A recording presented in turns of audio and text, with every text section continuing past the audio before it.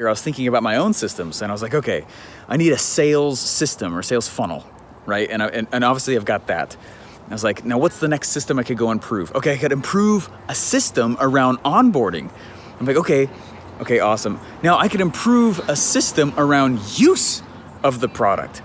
So there's really like 3 stages that I've broken this down into, and it's one of the reasons why it's worked so well in the past for us, is because I have a specific, unique, individual, standalone system around selling any product, not just recruiting, right? And not just in network marketing or MLM. I mean, any product I sell, there's a dedicated written out system. Any product I sell, there's a dedicated written out onboarding system, right? And then any system or any product I sell, there is a dedicated written out like usage system as well, right? And hopefully this is making sense to you. And it's because the reason I'm saying this is because we all freak out, right? Or I should say, not all of us, but it's very common for new people in any business or any MLM, any network marketing company, whatever one they're in. It's really common for people to freak out over the sale. Oh my gosh, I'm not a salesman. I'm not going to be successful in this thing. I'm not a salesman, right? And people get really nervous about that, understandably.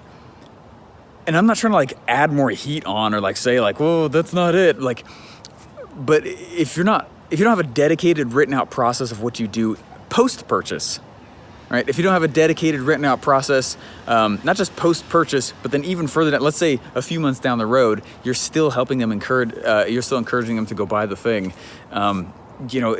It actually dramatically affects your sales, right? You can't get testimonials very easy with people who've never actually used the product. You can't go get, use, the results. People start to wonder why they're paying you.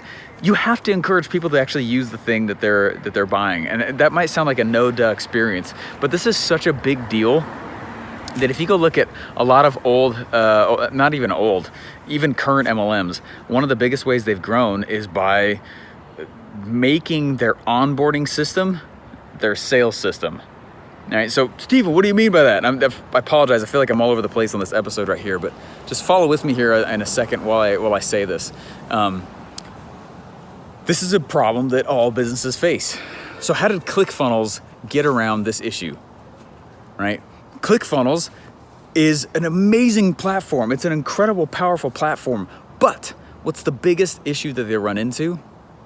You got to know a little bit, right? It's not just like ClickFunnels requires the user to be a marketer in order to use it, right? And so ClickFunnels is like, well, let's not act like that's not the case, right? So what they did is they created this thing called the One Funnel Way Challenge, and the challenge basically in a very finite period of time walks people through how to use the software, have success with the software, and then at the end of it says, why don't you just keep using the software? And it's one of the greatest sales and onboarding things at the exact same time. By combining the sales system and the onboarding system, it's where the secret power of this whole thing is.